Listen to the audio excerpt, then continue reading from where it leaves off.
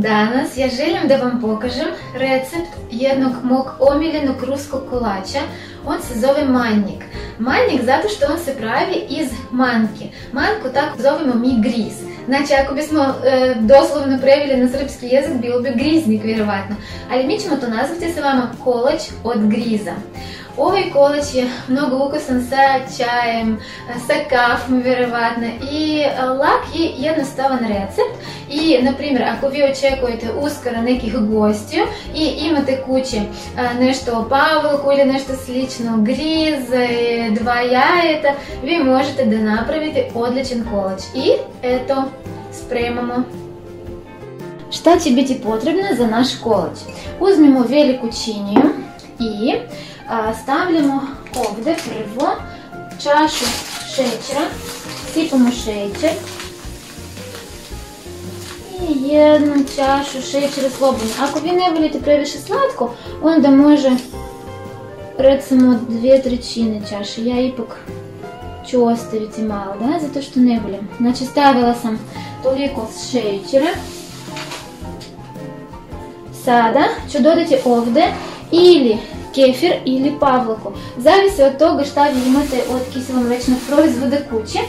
U osnovnom receptu koristi se pavlaka, ali ja zavisi kažem, znači ja mogu i sad recimo imam kefir koji bi trebalo da iskoristim, onda ja ću staviti kefir.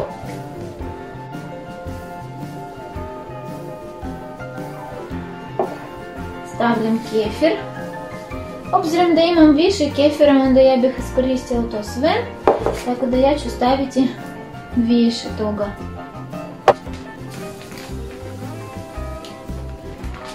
Znači, obzirom da tu vjerovatno ima 150, ja ću staviti 2 čaše griza.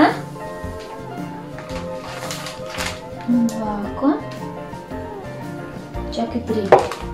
Zato što imam dosta kefira, onda ću staviti 3 čaše griza. Sve ćemo izmiješati. Napravili smo sa vama ovakvu masu. Ako biste stavili pavlaku, onda bilo bi malo gušće kod vas, tako da ne brinite se sa te strane. Inače pavlaka kada mi nju zamiješamo zajedno sa šećerom, ona svejedno postane tečnije, tako da u principu i tako ili inače bude ovakva neka slična masa. I poželjno, ako vi imate vremena, ako ne stoji gosti vam na vratima, vi trebali bi da ostavite na neko vrijeme griz da on proširi se i napuni se ovom tečnošćem. Znači recimo od pola sata do par sati, ja ponekad mogu i na pola dana da ostavim, tako da sad zavisi sve kako vi imate vremena i koji su vam ciljevi.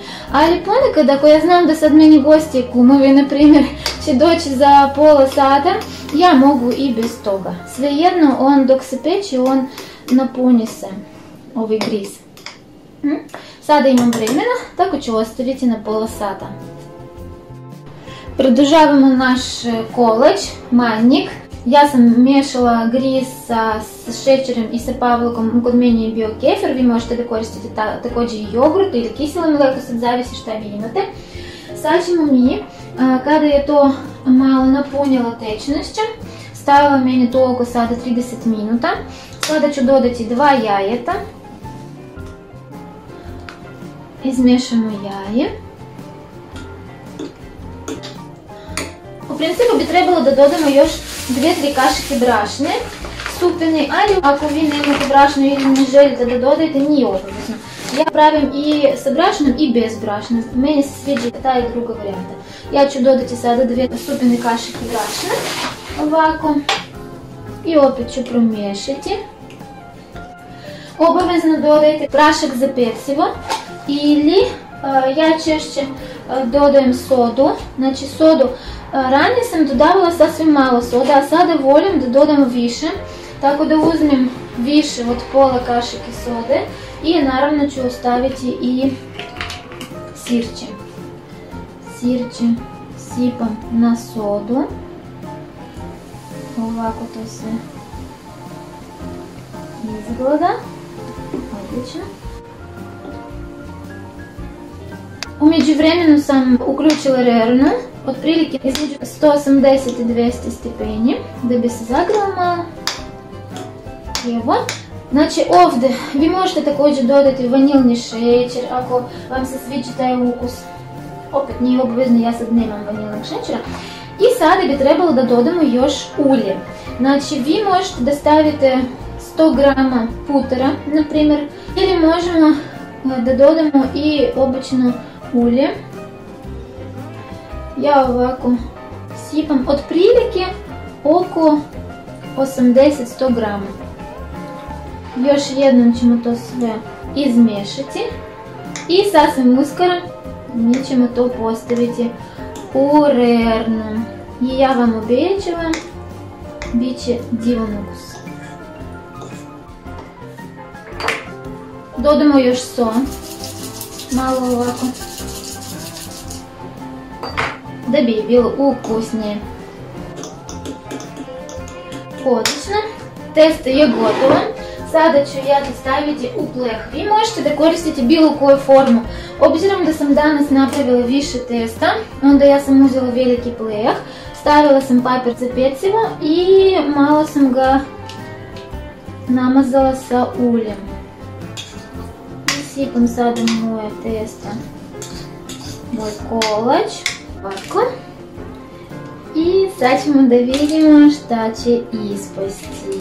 Stavim kolač u rernu negdje na 40 minuta. Zavisi još od forme. Da li je vam duboka forma u kojoj će staviti ovo vaše testo ili plitko i široko recimo. Tako da orijentišite se na 40 minuta otprilike, ali obavezno provjeravajte sa viljuškom ili sa čačkalicom da li je spremno. I stavljamo rernu. Evo, izvadila sam svoj manjak, kolač od griza. Mogli bi da držimo još da bi on bio ovako malo lepše da izgleda, ali plašim se da će izgoriti sa dole, tako da sam izvadila. I sad ćemo da probamo.